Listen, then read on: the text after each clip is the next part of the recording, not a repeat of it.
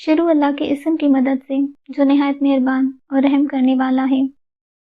اے وہ لوگو جن کے جسم یکجا اور خواہشیں جدا جدا ہیں، تمہاری باتیں تو سخت پتھروں کو بھی نرم کر دیتی ہیں، اور تمہارا عمل ایسا ہے کہ جو دشمنوں کو تم پر دندان تیز کرنے کا موقع دیتا ہے۔ اپنی مجلسوں میں تو تم کہتے پھرتے ہو کہ یہ کر دیں گے اور وہ کر دیں گے، اور جب جنگ چھڑ ہی جاتی ہے تو تم مجھ سے پناہ مانگنے لگتے ہو۔ جو تم کو مدد کے لیے پکارے اس کی صدا بے وقت، اور جس کا تم جیسے لوگوں سے واسطہ پڑا ہو اس کا دل ہمیشہ بے چین ہے۔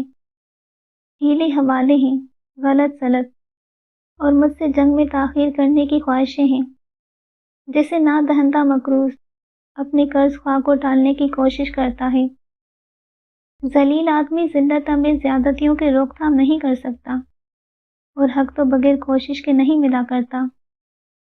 اس گھر کے بعد اور کون سا گھر ہے جس کی حفاظت کرو گے، اور میری بات اور کس امام کے ساتھ ہو کر جہاد کرو گے؟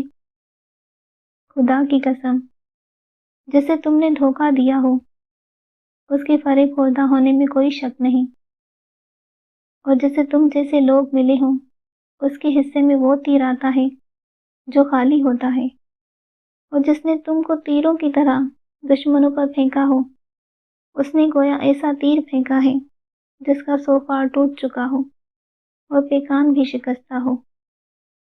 خدا کی قسم، میری کیفیت تو اب یہ ہے کہ نہ میں تمہاری کسی بات کی تصدیق کر سکتا ہوں اور نہ تمہاری نصرت کی مجھے آس باقی رہی ہے، اور نہ تمہاری وجہ سے دشمن کو جنگ کی دھمکی دے سکتا ہوں۔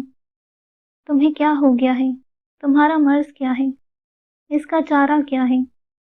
اس قوم اہل شام کے افراد بھی تو تمہاری ہی شکل و صورت کے مرد ہیں، کیا باتیں ہی باتیں رہی ہیں جانے بوجھے بغیر، اور صرف غفلت و مدہوشی ہے تقویٰ پرہیزگاری کے بغیر، بلندی کی حرص ہی حرص ہے مگر بالکل ناحق۔